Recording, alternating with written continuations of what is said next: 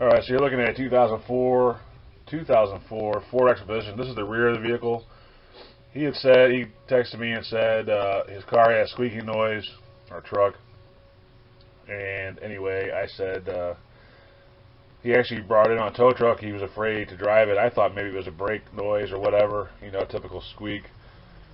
And I took it out this morning, and it's a pretty high-pitched, loud, I guess you would call it a squeaking noise. It's pretty loud, especially when it's cold. As it warms up a little bit, it kind of gets a little bit better. It's still there, but it gets better.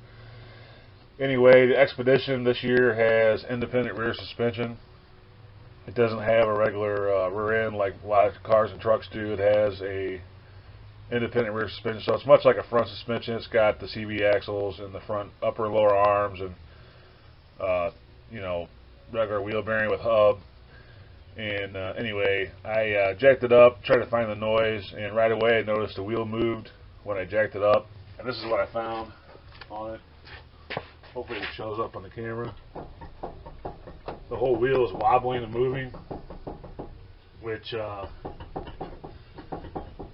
goes in line with the squeaking noise. We think, you know, it's all indication is it's a wheel bearing or hub assembly. So on these, the wheel bearing hub assembly are all one piece.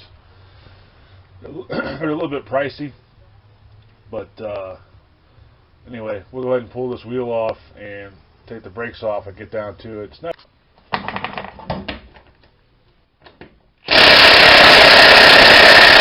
Holy cow.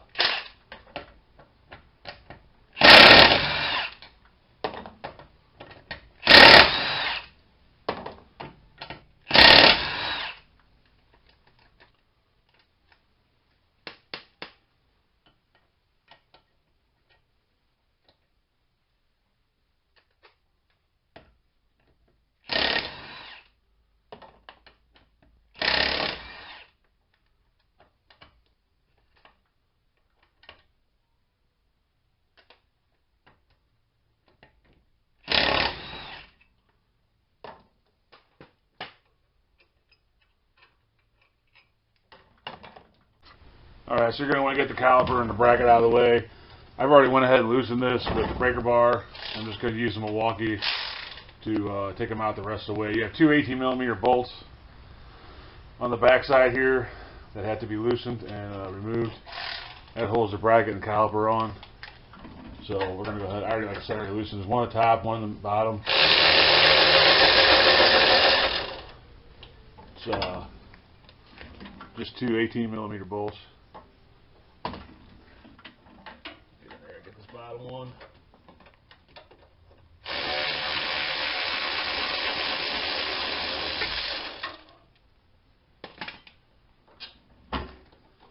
Then your whole brake assembly should come off.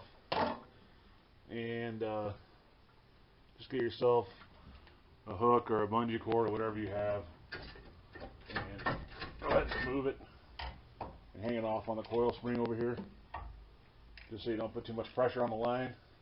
Alright, once you got that off, your brake rotor should slide off, which it did. Now the next step would be to get this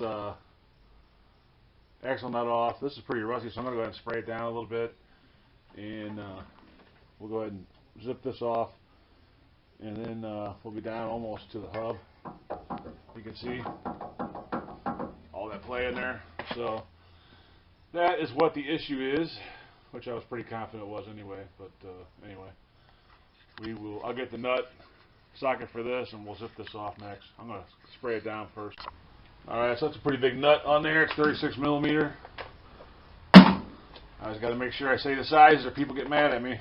So 36mm on this axle nut. Huh. Actually came off a lot easier than I thought it was going to. It felt pretty rusty on there. Or it looked pretty rusty. Now, you want to push on this axle and make sure that it's loose. This one is loose. If this axle was tight or seized in here, first thing I would do is put the nut back on it and tap on it and try to break it loose. If that didn't work, then you're going to want to get a hub puller. Let's see if I get one real quick. I'll show you.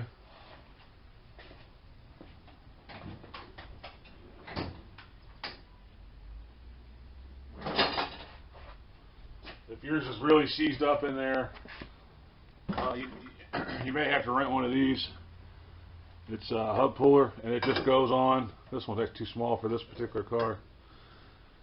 But it goes on here and then pushes this axle in. Now, hopefully yours isn't like that. I mean, really depends on where you live, I guess, and the rust and all that stuff.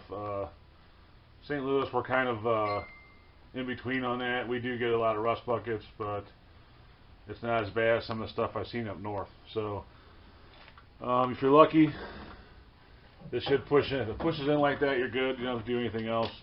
We're not going to actually remove that. We're just making sure it's loose from this, so that when we remove this, it comes off of here.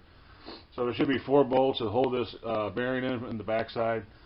So we'll hit those next, and then we'll pull this out.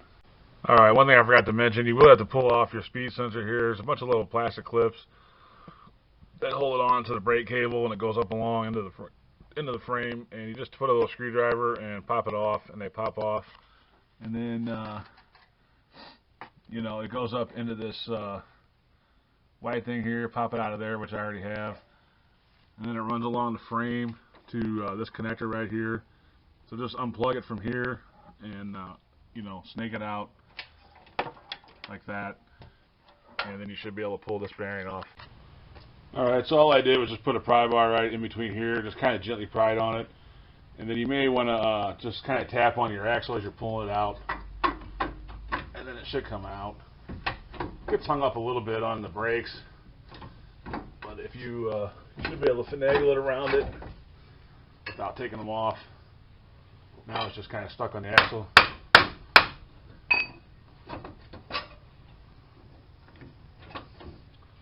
Actually, it's stuck on the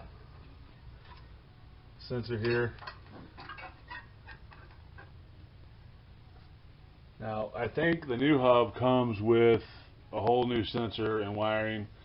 I'm not 100% sure. I'm pretty sure it does, but this does have an Allen key to remove it, so I'm going to go ahead and do that because that's what it's stuck on.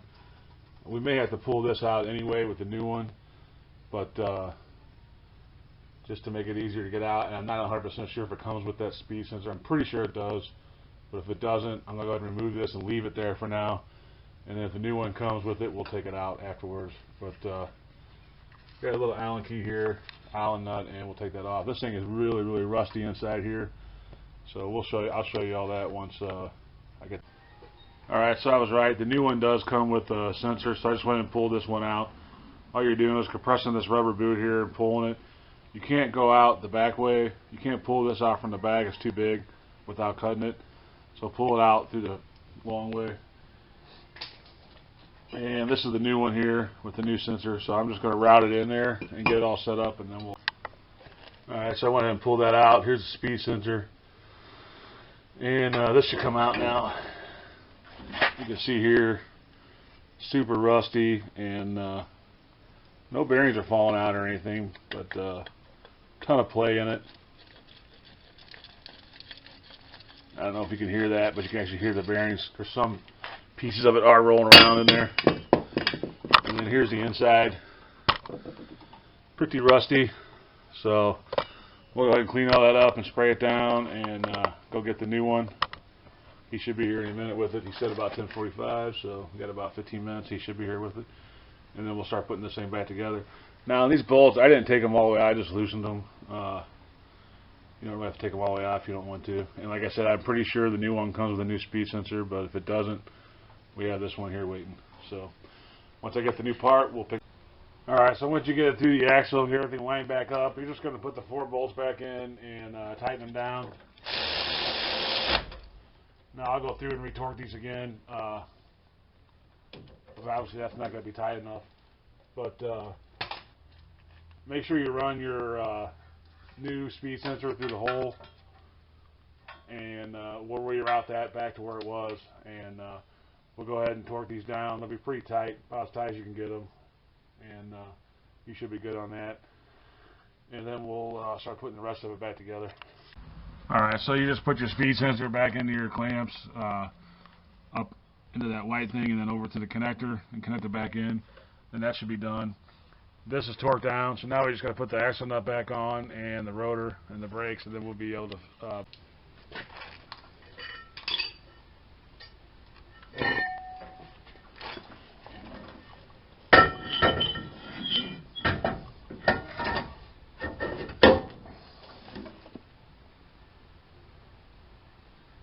tight, we'll find out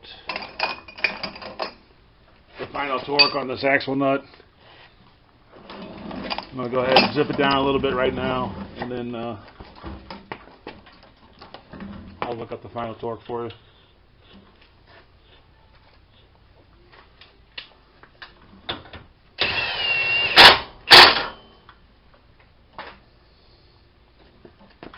So I'll look that up in a second. Put the rotor back on, obviously, and then we're going to slide the brake caliper back on.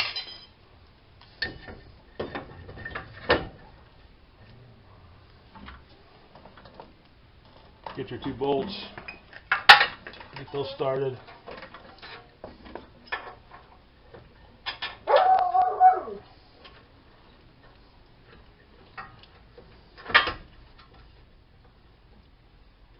Now I did spread the caliper open a hair, not much, but just enough to make it easier for this to go back on. You may not have to do that, but it does make it easier.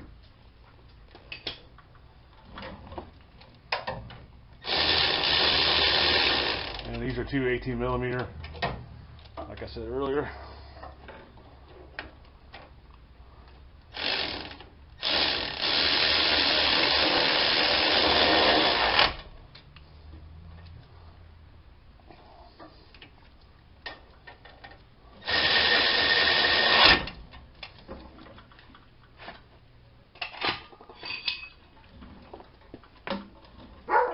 Put something a little bit more force on it and tighten these down. Make sure they're good and tight. German torque spec. Alright, so the only thing left at this point, I'll go get the final torque spec on that, and then I'll torque that down, and then we'll put this wheel back on. It should be good to go. So let me go get that. Alright, so I got the wheel back on. There's a couple of ways you can tighten this bolt. It's 221 foot-pounds, so that's quite a bit of torque on that. You can lower the vehicle down and leave your center cap off and use it that way. That way the actual vehicle holds it. You can get somebody to hold the brake while you do it. Or, which I wouldn't recommend in this situation because it's quite a bit of torque. You can put a pry bar, leave the wheel off, put a pry bar in between the 2 lugs and hit the ground and then touch it. But the easiest probably is just put the wheel back on. If you got this style wheel with the center cap, leave the center cap off, torque it down, and then put the center cap on. So it's 221 foot-pounds according to Ford to tighten this.